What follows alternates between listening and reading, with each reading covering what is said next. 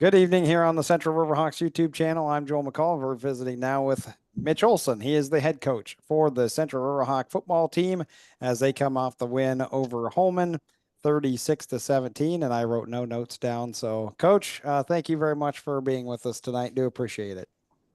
Thanks, Joel. Happy to talk to you. 4-3 and 4-1 is the record for the Riverhawks. I want to make sure I mentioned that after that win over the Holmen Vikings and sitting atop of the MVC. Coach, first of all, I mean, there's a lot I could get to, but why don't you just talk about how successful of a game it was after the first two plays? Yeah, I thought really on both sides of the ball we played pretty sound. Um, we were really just able to execute at a high level offensively. Not shooting ourselves in the foot with any penalties, playing pretty clean football for the most part. I know that we had the one turnover, but we really never got behind the chains at all. And we were able to grind out some long drives. Being able to open the second half with a 10 plus minute, 18 play drive that's awesome. It's not easy to do something like that. So our offensive unit able to go out and execute at that high of a level was really, really good to see. And then defensively, we had a couple plays where we just lost leverage on a really good athlete. And when you do that against good athletes, they're going to make you pay. But for the most part, we played a really, really physical and disciplined game on defense, and we were able to get a couple turnovers, which always helps. But I thought that we played it really well, and hats off to Coach Arnold, especially, who's really a whiz with option football and getting us into a good spot. And then Coach Laz and Coach Heesh with the linebackers and D line, and even at practice this week, you have to be so spot on with your jobs and your responsibilities. We had offensive coaches that were locked in on, a single player. So every single player had one coach designated to watching them and making sure that, they were executing their responsibilities. So it was really just an all out, team effort. And it got us in a really, really good position. And we were able to come out and play well for the most part. Yeah, that's for sure. And again, Burgett scores on first technically play from scrimmage, but they had that big kickoff too. Did Holmen? It was good to see Alvarado throwing a couple of touchdown passes as well, and then of course Ruder just doing his thing throughout the entire game. The you utilize that short field too. You mentioned it was 18 plays. I had it written down for 17, but you're right, there was a penalty in there. So 18 play drive for 80 yards to start it with the 1 yard touchdown by Rude, and that made it 24-10. And you took advantage of their turnovers too. You got points off turnovers. I mean, everything was really clicking defensively. I agree with you on that. I'm going to mention Caden Upon because I know that he had that fumble. I think it was like the second drive. Yeah, second drive of the game for Central. That actually should have led to a touchdown for Holmen. They then had a block in the back, which was not a smart penalty. Back them up. Your defense held to a field goal. So one, credit to your defense for taking advantage of that penalty. And kind of a momentum swing there, but also for Caden, who came back and had a marvelous rest of the game. Yeah, and that honestly, Joel, I think that play, Caden bobbled the handoff, but the play that Christian Rude made is the smartest football play that I've ever seen in high school football. I think we can say this now, but he's busting his butt down the field, and he drew that clipping penalty. He knew he wasn't going to catch the kid. The kid's like a step away from crossing into the end zone, and Right. Christian's able to get his body in front of the blocker, and the other kid runs up into him. Just such an incredibly intelligent play on Christian's part, and then we were able to hold him. That was a huge play in the game. Yeah, it's awesome. How about Caden then? Yeah, Caden, there's just so much he doesn't get a whole lot of breaks. You know, we do our best to get him a little bit of a rest on offense here and there, but there's so much that you can do. He's such a good physical blocker in the run game, and then with his speed, when we can get him in space, it's really good to turn him loose. So he runs the ball well, he catches the ball well, he blocks well. Um, I wish there was a way we could maybe get him a little bit more of a break, but he's just doing so much for us on both sides of the ball. Yeah, he really is, and he's the one that forced the fumble later on too. So, forced it and recovered for Central later on in that second quarter. So, again, 36 to 17 that final for Central defeating Holmen.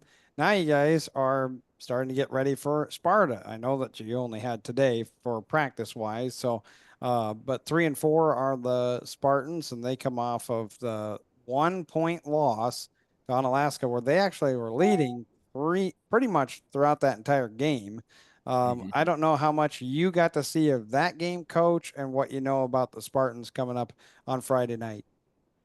Yeah, they're really talented at their skill positions. And they've got a number of guys playing both ways. The running back, linebacker, Cam McTaggart is a heck of a football player.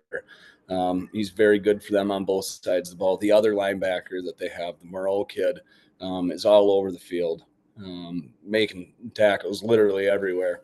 And then they've got probably one of the best all around athletes in the conference with Ott. And Yeah. they've got some other ones in there. Grant Gear sprinkled in there, who was very good as a junior last year.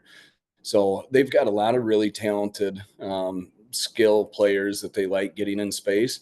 And the quarterback's done a really good job of, getting it there quite efficiently. So he's an accurate passer. He's a smart kid, and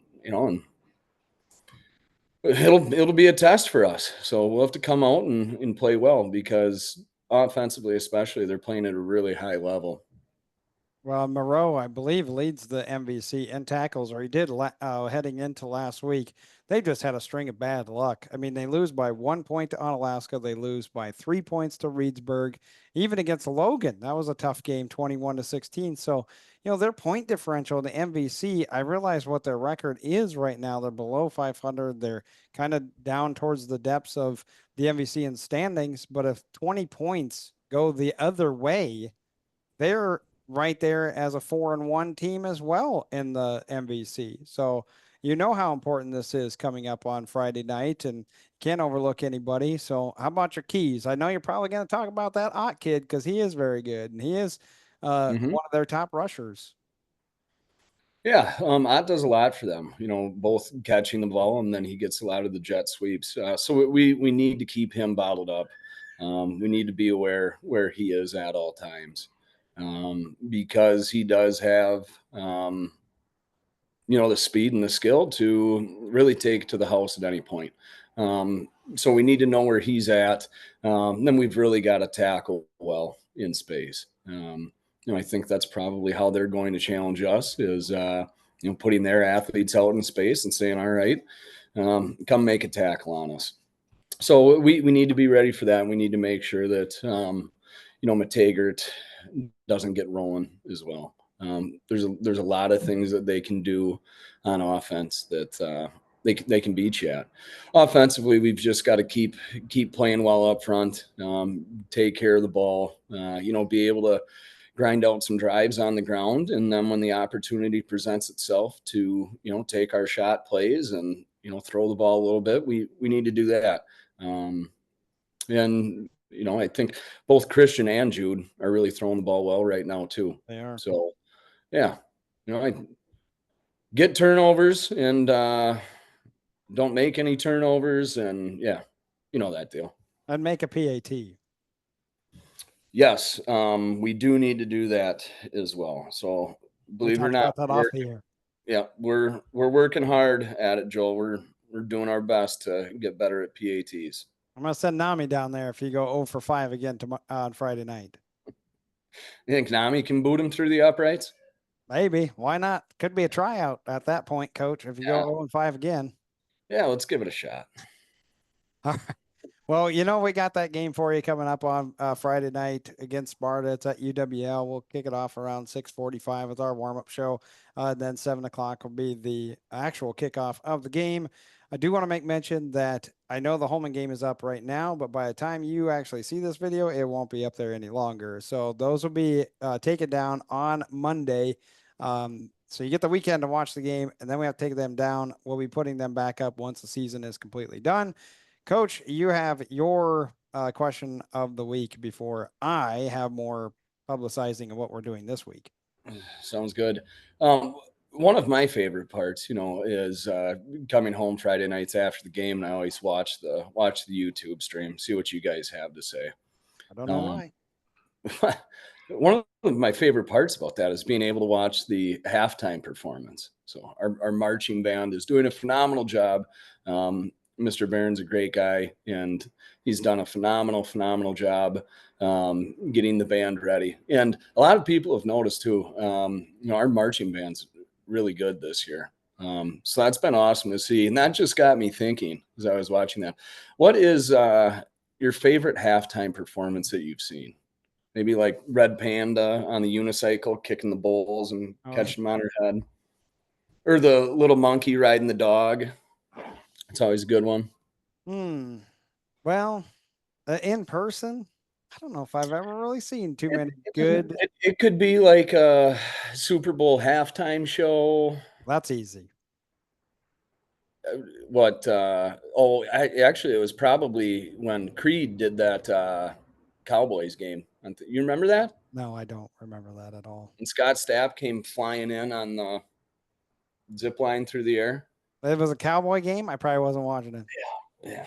Well, you're missing out because that was a great performance. Live, I would say that my favorite halftime was always the Iowa State marching band, because I got to be at Jack Trice several times, and they're always very good. So I would say that live performance for halftime, I would give kudos to the Iowa State marching band because they are awesome. As far as watching on TV, this is going to disappoint some, I'm sure, but Tom Petty is my favorite halftime Super Bowl halftime show because there's no big to do about it. He went out there, he had a microphone, he had a guitar, and he played. That's all I want to see. And so it may be a little boring to some, but he was a Yeah. hell of an artist, and I actually enjoyed him more than pretty much anything else that they've ever thrown out there at halftime. All right. Well, to each their own. I want a little showmanship out there, some dancing, some fireworks, but you just take your acoustic Tom Petty set, I guess, Joel. Yeah, that's what I'd rather have. I'm a boring guy. I hope that you have figured that out by now, Coach Olson. Yeah. Yeah, I'm starting to get it. Okay, good. Well, again, we do have football coming up. Thank you for your question, Coach. I do appreciate that. And then we have volleyball coming up. We'll do 2 nights of that. Tuesday night, tomorrow night is Toma, and that's a rematch of when the Riverhawks lost at Toma earlier in the year 03. They did win a tournament game against them up at Eau Claire North 2-0. So we'll see if the girls can rebound because they need to stay above or right at 500 in the MVC. And then on Thursday night, we'll be up at Holmen. Well, I will be because I'll be covering that. Nami is going to be with me on Tuesday night, but on Thursday night, we do have a double stream because boys soccer is playing at Sparta, and Nami's going to go there and cover the boys. So we have a lot going on Tuesday, Thursday, and Friday. Be on the lookout for things that are happening. And of course, Nami's having more student athlete interviews. This is my only coach's interview, though, for this week. So just Coach Olson. He should feel special for that. And you should feel special just watching us here on the Central Riverhawks YouTube channel. Thank you so much for tuning in. I'm Joel McCall. Happy Lineman Week. There you go.